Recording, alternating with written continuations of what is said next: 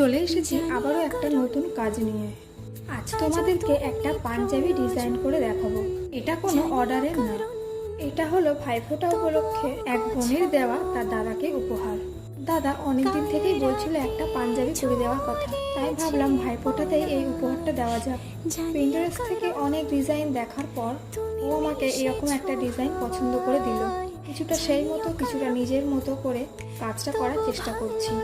আর কাজ করার সময় গানটা খুব ইম্পর্টেন্ট আমার কাছে। গান ছাড়া আমার যেন কাজই এগোয় না।